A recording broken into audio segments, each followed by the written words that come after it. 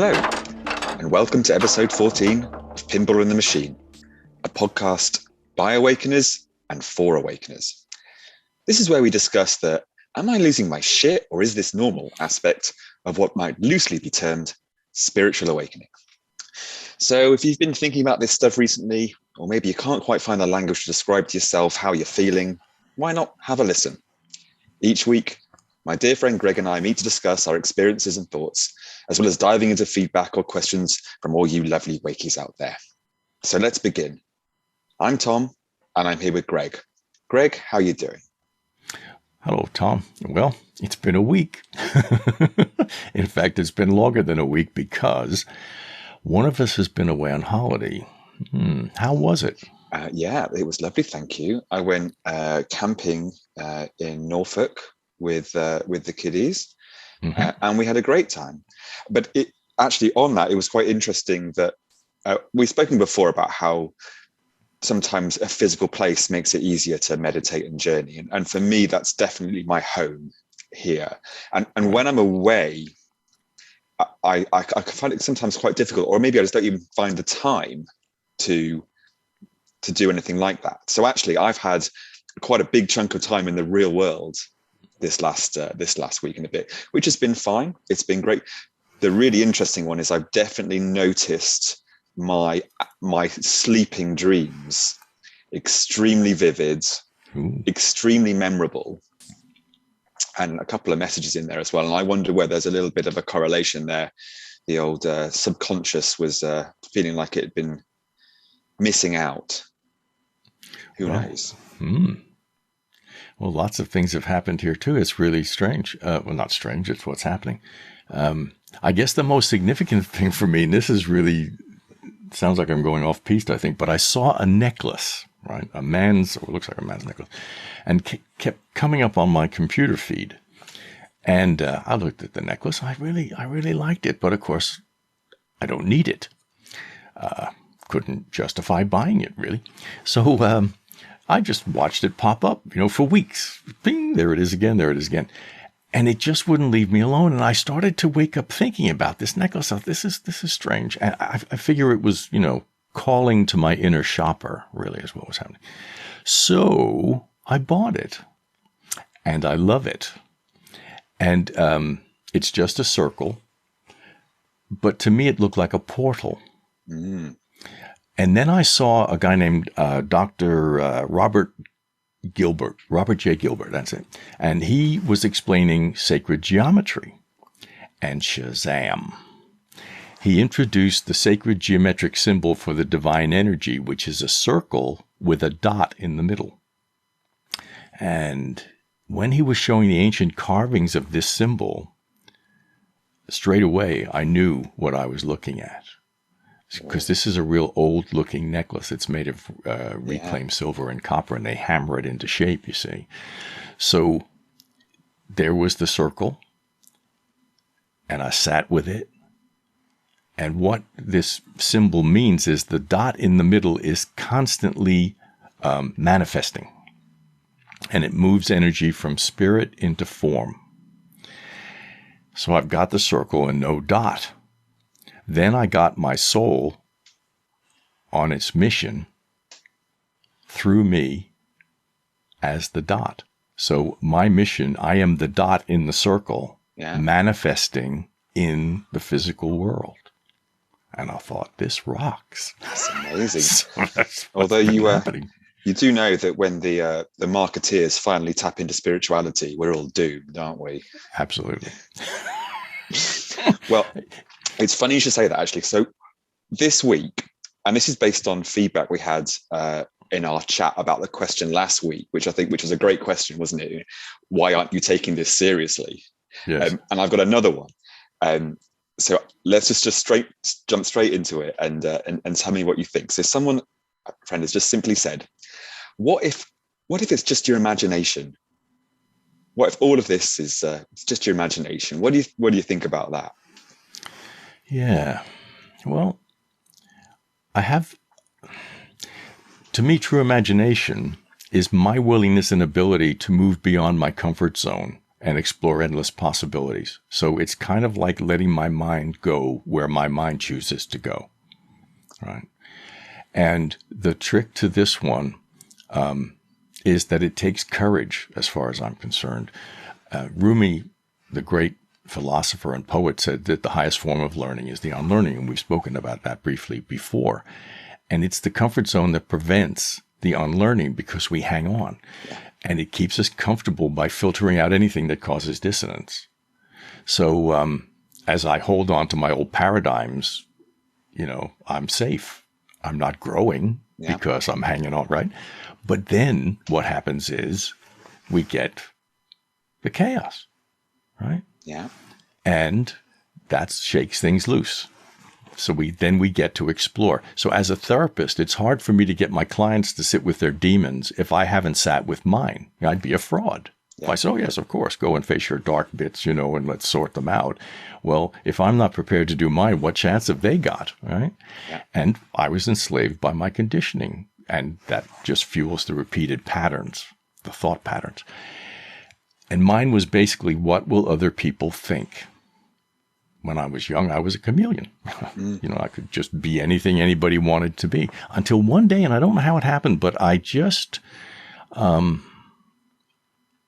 decided really that unless people were actively involved in paying my bills, their opinion didn't matter. It's, I can't imagine or remember what I had for lunch yesterday. Who cares, right? So who cares? And what if I can't remember reading a particular book or seeing a particular film? Who cares? But what if I can imagine a world where we all just love each other?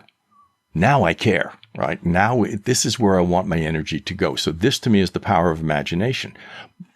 And Hermes Trismegistus in the Hermetic texts said, as within, so without. So the imagination creates it within, and then we bring it to fruition in the physical world, right? Yeah. So he said that at what became known as the Hermetic texts, which is where the term hermetically sealed comes from, which means it's top secret.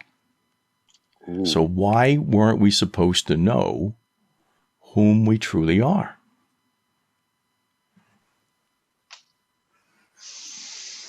I have to think about that one, but I think I know the answer. So I'll tell you where I come from this. We've spoken about this before, that I'm quite visual, and I'm more and more I'm starting to get the kinesthetic element. But for me, the difference between the imagination and the journeying is about the ego. So don't get me wrong. There are plenty of occasions when I go in. I think I've carved out some time, and all I end up doing is lucid dreaming, which is essentially a dream that you are in control of, that centers around some kind of object, and it's all to do with fulfilling your ego. There's going to be something in there that's going to be stroking it, right, reaffirming it. Now, it's a really enjoyable experience, but it's just like watching a movie. I've never done it. It's and to an extent, it's relaxing, right? Because you're just calm and with your thought. But like you said earlier, it's not taking you any further.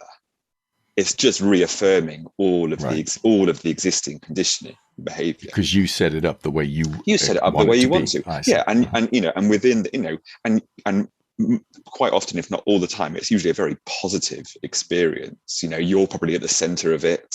Things are going on that are affirming you, and so that is pure ego. And I know when I'm doing it, but then I'm like, oh well, while we're here, we may as well. I then know the difference, though, is on the other occasions where you truly set your state so that there's no real agenda, there's no expectation. There's just an intent to be and to listen. That's when you have a really different experience, and that's where I'm pretty convinced that that's not imagination. Yeah. Well, the other thing that's just occurred to me as you're talking is that the imagination, Trismegistus saying, as within, so without, the focus launches the vibe out into the universe, which gets pinged back at exactly the same vibration. So that's how we create it in this world. When there's enough of that ping back, the wave collapses into particles and shazam, off we go. Amazing. So, yeah.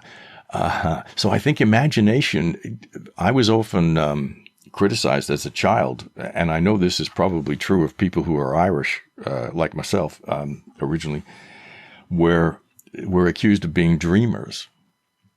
But without dreamers, where would the world be? Yeah. What's the point?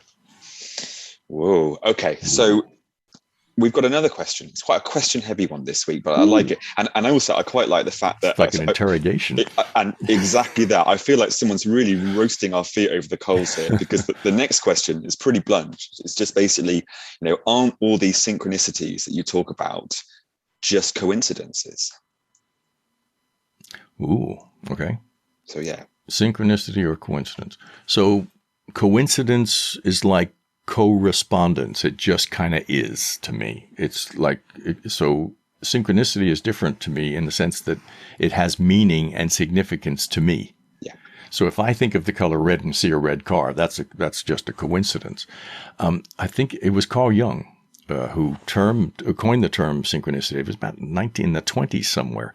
And this was validated by the quantum gang in the 1950s when they discovered what they call the unified field. So this brings us back to imagination, really. So according to the quantum theory, the unified field is where the observer collapses the wave, sure, and at that particular frequency. And that creates what we call reality, both individually, and this is the thing, collectively as well. So we're not in isolation here. Whatever we are creating is being created collectively. That's powerful. And it really is. To me, it was like a step back to say, wait a minute, just be careful what you're thinking. Be careful what your stories are that you tell each other. So, and I think it goes a long way to explain what's happening these days in the world. The mass hysteria is creating a particular reality. And as we connect with the quantum field, our particular vibe gets pinged back to us and to everyone else. So I guess as it lines up with my current situation, I would call that synchronicity. Basically the physical manifestation of realms beyond my physical senses. Yeah. And so to me, synchronicity is kind of like a signpost that says, pay attention here. There are realms beyond your awareness. And when you think, I'm not sure exactly what it is, but I think it's less than 1% of the visual spectrum is available to us as human beings. Well, I think there's a good chance that in the other 99%, there may be something there. You think there might be something? Yeah. And so, and to me, this is why paying attention is important. A bit like my necklace, I meditated with it as a portal and had an amazing experience. And then when I got the soul connection that I was the dot, yeah, that was it. Bingo. Yeah, I like that. And I think that I'm similar, but coming at it from a slightly different angle maybe. So I almost don't really care about the language around coincidence or synchronicity. I just know what has meaning. And as you say, there have been plenty of occasions where people have, said something at the same time, or, and all this kind of stuff. And it kind of it comes in and it goes back out again, and there's no problem. That if we're going to create a language around this, the synchronicity is the occasion where something happens where you just sit up and listen. It's the universe just like knocking on the door. Okay. Yeah. And the really nice thing about that is what I now do is I actually look backwards, because I've probably got 5 or 6 over the last 2-3 years that I can remember very clearly. And with each one, there was a message or there was an action that I took and followed that led me somewhere else, or a step that I then followed. Yeah. Mm-hmm. And I can trace it all the way through. So as far as I'm concerned, the difference, if we want to call it, is simply that if you suddenly feel compelled into action as a result of it, then let's call it a synchronicity. Sure. And I think it's important, I think, for me to remember that if it's significant to me, it's significant. It doesn't matter about anybody else. And it's the same when I hear people say, oh, I've got problems, but they're not as bad as, the other people in the world. It doesn't matter. If it's a problem, and it's something that needs to be sorted out. And this dismissal, I think, keeps us in the comfort zone. Oh, yeah, but I can't. It's like when I paint and people say, I wish I had your talent. It's not talent, it's brush miles. I paint a lot. I love it. So people say, oh, I wish I could do that. Well, if you apply yourself, you can. But it's like saying, I can't be bothered. I'm dismissing it, but I'm kind of, doing it in a way that I can feel good about. And we all do this all the time. So it's really paying attention and realizing that we're being connected with all the time to say, here it is, here it is, here it is, Okay, well, here it is in terms of the next one. So let's do. We're going to rattle through these questions today because we're on it. So this one came about. I think I was talking to someone about Maslow's hierarchy of needs. You know how that originally the top tier of it was self-actualization, which was where you just seemed to have this complete control, and then he had a chat with a few people and realized that he'd missed another step, so this idea of transcendence. So out of that, a question that I got from a friend was, should I be aiming to transcend my ego? And if so, how do I do that? The ego. Yeah, it's tricky. I'm still playing with the idea. Had the funeral of it last year as best I could. To me, it's a question of the ego is always there because it's what makes us human. But to me, it's a question of whether it's driving my bus or not. I don't want it driving the bus.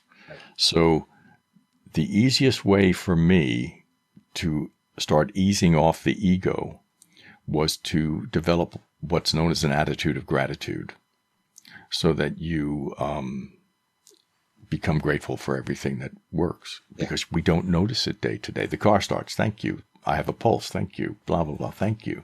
And once we start getting into the habit of that, the ego quietens down because we realize how much good stuff is in our lives every day. Yeah. And the ego says, yeah, but look at that. That's wrong over there. That, the coffee was cold. Oh my God. Instead of going, yeah, but look at all this good stuff that I have going on. And that to me tips the balance. I like the driving the bus analogy. I would go further and say that my bus driver as such, when he takes the wheel, he puts a gas mask on and throws some paralyzing gas into the back of the bus, because sometimes there's quite a few occasions where you don't realize it's driving, and you're in the fog, aren't you? Yeah. And it's easier for me because I'm old. So I what have I got to prove? It's done. But if I were a young man, it's really tough, particularly for men, because we are ego driven, right? Yeah. We work in vertical hierarchies. The first question a man asks another question is, what do you do? He wants to know where you are in the hierarchy. Yeah. Whereas women work more in a horizontal hierarchy, and that's why they like to share things. They're the relationship keepers, and men are the drivers.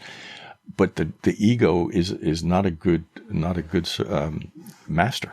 Yeah, I've stopped asking that question as an opener, and it changes the dynamic completely. It does, doesn't it? But the key learning almost every day is recognizing when you were behaving like that, or even catching it before it even pops out, and then eventually it doesn't come out.